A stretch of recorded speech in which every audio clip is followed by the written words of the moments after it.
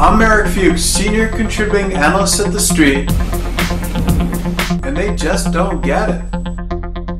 We're here today to talk to you about how, in reporting on Apple's robust second quarter earnings, it was all iPhone all the time.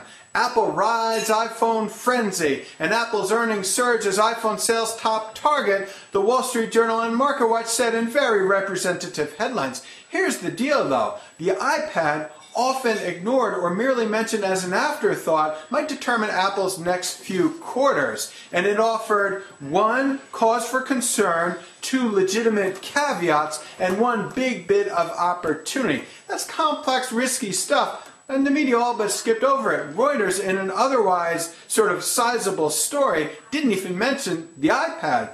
And Investors Business Daily did, but only in terms of raw sales numbers and raw growth rate.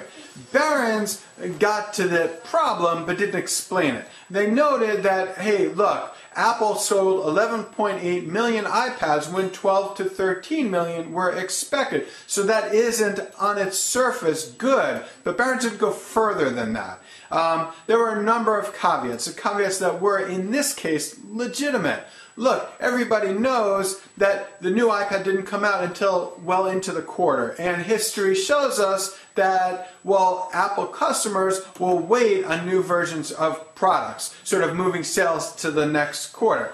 Also, Apple did have some trouble pacing production with demand, particularly in terms of the high-resolution screens. So this also explains a slight shortfall. But there's also a lot of opportunity here. And Forbes mentioned what many others just completely missed. Hey, look, the iPhone obviously went gangbusters in China. But Forbes mentioned what others didn't, that the iPad 3 has yet to go for sale there. This is, sort of really, really rich with opportunity for Apple, and clearly bears mentioning.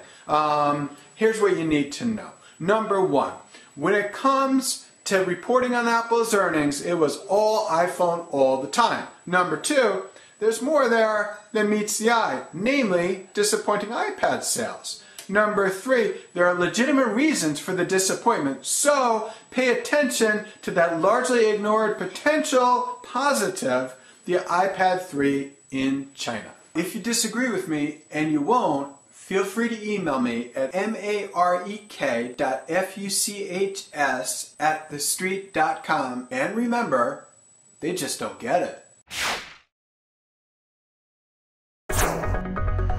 This market is stock tickers market. Stocks have rallied this year. We're coming into a Monday where we're going to